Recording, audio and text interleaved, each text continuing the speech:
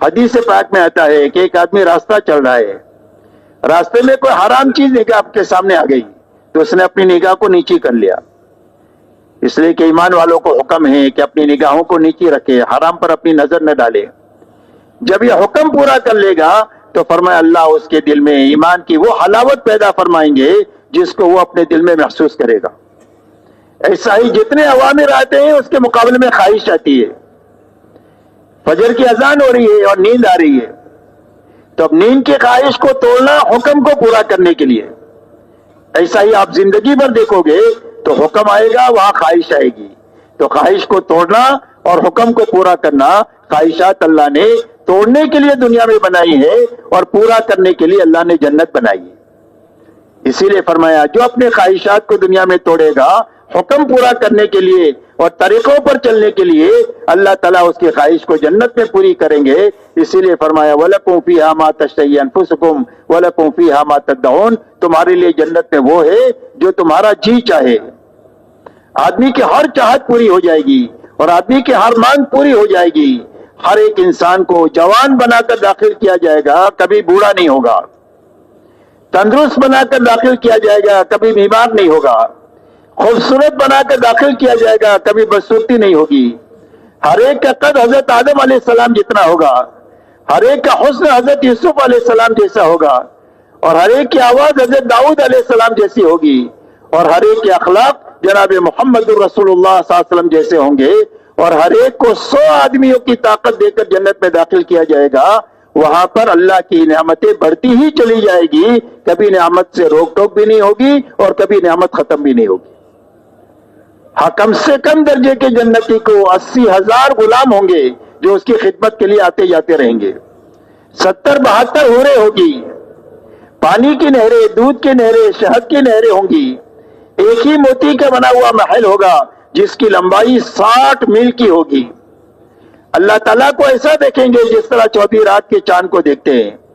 اس لیے میرے محترم دوستو، اللہ تعالیٰ نے خواہشات کی پوری کرنے کی جگہ جنت بنائی ہے۔ دنیا جو ہے وہ خواہشات کے توڑنے کے لیے ہے، ضرورت کو حلال طریقے سے حاصل کرتے ہوئے سنت طریقے پر پوری کرنے کے لیے ہے۔ اس لیے حرام سے بچنا اور اسراف سے بچنا۔ اللہ والے یہ فرماتے ہیں اسراف کی مثال آگ کی ہے۔ آگ میں کتنا بھی لکڑی ڈالو اس کو جلا دے گی، اس کا پیٹ بھرے گا نہیں۔ ایسا ہی اسراف ہے۔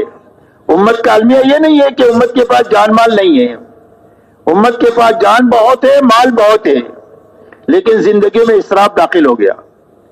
تو اسراف جب داخل ہو جاتا ہے تو ساری جانی مالی طاقت کو کھا لیتا ہے۔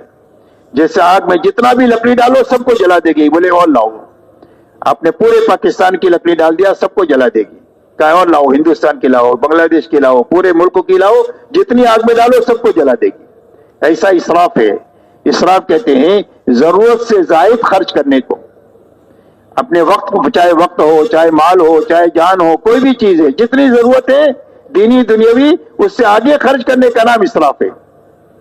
اور اسراف کی مثال ایسی ہے جیسے آگ کی، جیسے آگ ساری لکڑی کو کھا جاتی ہے، ایسے اسراف ساری جانی مالی طاقت کو کھا لیتا ہے۔ نہ دعوت کے لیے بچے، نہ عبادت کے لیے بچے، نہ اخلاق کے لیے بچے، پوری جانی مالی طاقت کھا لیتے۔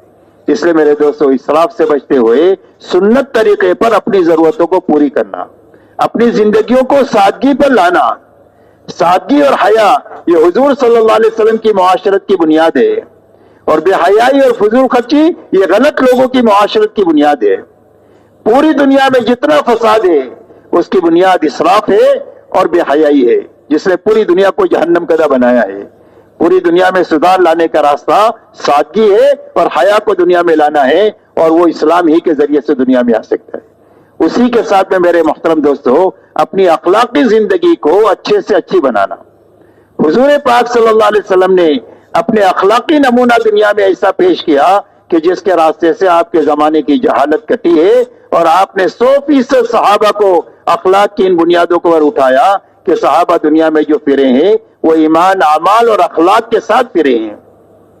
کیا ایمان کے ساتھ پھرے، اعمال کے ساتھ پھرے اور اخلاق کے ساتھ پھرے، اور جس کے نتیجے میں پوری دنیا کے قلوب کو اسلام کی طرف انہوں نے متوجہ کیا ہے۔ اس لیے اپنی اخلاقی زندگی کو اچھے سے اچھی بنانا، اور اخلاق کا خلاصہ جناب رسول اللہ صلی اللہ علیہ وسلم فرماتے ہیں چند باتوں میں ہے. فرمایا جو تمہارے ساتھ برائی کرے اس کے ساتھ بھلائی کرو، جو تمہارے ساتھ ظلم و زیادتی کرے اس کو درگزر کرو، معاف کرو، جو تمہارے ساتھ رشتہ داری کو توڑے اس کے ساتھ رشتہ داری کو جوڑو. اس لیے کہ رشتہ داری قیامت کے دن اللہ سے کہے گی اے اللہ جس نے مجھے دنیا میں جوڑا اپنی رحمت سے اس کو جوڑ دے، اور جس نے مجھے توڑا اپنی رحمت سے اس کو کاٹ دے. اور یہ فرمایا کہ جو تم کو کبھی چائے پانی کا نہ پوچھے اس کو کھلاؤ پلاؤ.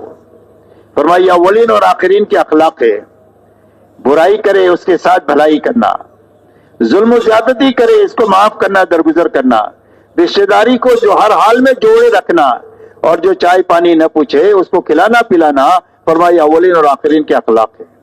حضور پاک صلی اللہ علیہ وسلم پوری زندگی انہی اخلاق کے ساتھ اپنی زندگی گزارتے ہوئے جب آپ فاتحانہ طور پر مکہ مکرمہ میں داخل ہوئے ہیں اپنے 10,000 صحابہ کے ساتھ میں، اور مکہ میں وہ لوگ موجود ہیں جنہوں نے آپ کے راستے میں کانٹے بچھائے تھے، آپ کے اوپر اونٹ کی ہوش ڈالی تھی، آپ کے خباب کو، خبیب کو، عمار، یاسر کو، بلال کو ستایا تھا، حضرت سمیہ کو شہید کیا تھا، آپ کی بیٹی زینب کو نیزہ مارا تھا. یہ لوگ موجود ہیں، آپ نے کسی سے بدلہ نہیں لیا.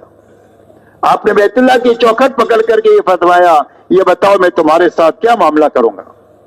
تو انہوں نے کہا اخن کریم ابن اخن کریم. فرمایا آپ تو بھلے ہیں، بھلوں کی اولاد ہیں، ہم آپ سے بھلائی کی امید رکھتے ہیں. آپ نے فرمایا میں تمہارے ساتھ وہ معاملہ کروں گا جو میرے بھائی یوسف نبی نے اپنے بھائیوں کے ساتھ کیا تھا، کہ جن بھائیوں نے اتنے حالات سے گزارا یوسف علیہ السلام کو، جب یہ بھوکے ان کے پاس پہنچے ہیں تو فرمایا لا تثریب علیکم اليوم، کوئی لان تان تمہارے پر نہیں، اللہ تمہیں معاف کر دے، ہم نے تم کو معاف کر دیا. آپ نے فرمایا انتم الطلقاء، جاؤ تم سارے کے سارے آزاد ہو. مکہ والے کہتے ہیں ہم کو ایسا لگ رہا تھا کہ ہم اپنے قبروں سے اٹھے اور ہم کو نئی زندگی ملی. حضور پاک صلی اللہ علیہ وسلم ان اخلاقی زندگیوں کو لے کر آئے ہیں.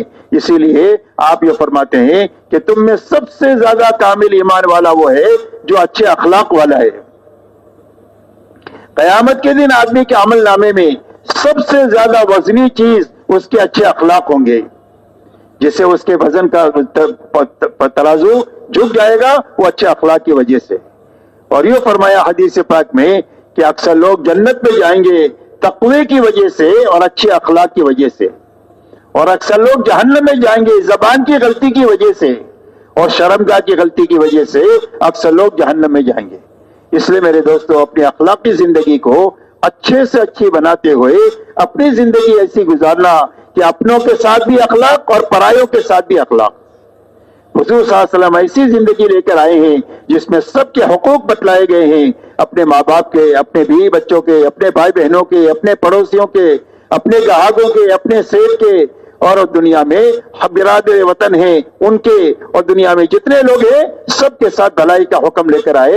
یہاں تک کہ جانوروں تک کے حقوق بتلائے گئے کہ اگر آپ سواری کرتے ہیں تو سواری کا کام پورا ہو جائے تو فوراً اس پر اتر جاؤ، اس کو ممبر نہ بناؤ.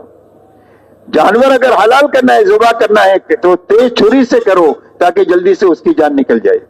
جانور پال کے رکھا ہے تو اس کے چارے کا، گھاس کا، دانے کا اس کا انتظام کرو تاکہ اس کو تکلیف نہ ہو. جتنا کام لیتے ہو اس سے زیادہ اس کا خیال رکھو.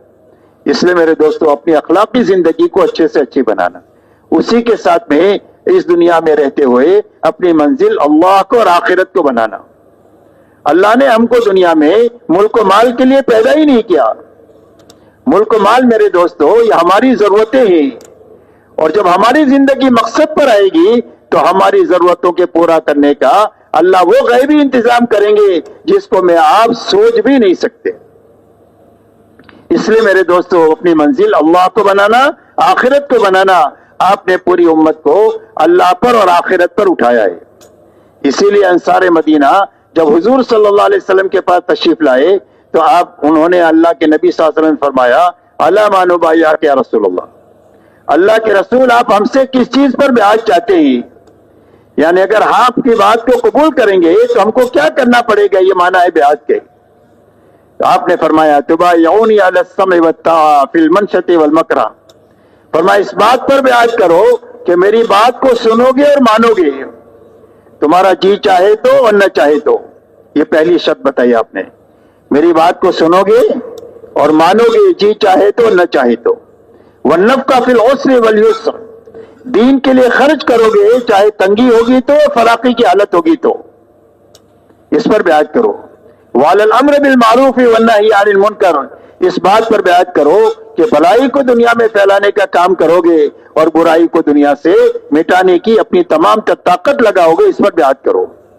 वाला अन तकुलु फिल्लाहि हक वला ला तखाफु फिल्लाहि लौमत लाइम, और हर हाल में हक बात हक तरीके से कहोगे और उसमें किसी मलामत करने वाले की मलामत से डरोगे नहीं कि कौन क्या कहेगा क्या करेगा, उसकी मलामत से डरे बगैर हक बात को हक तरीके से कहोगे, इस पर ब्याज करो।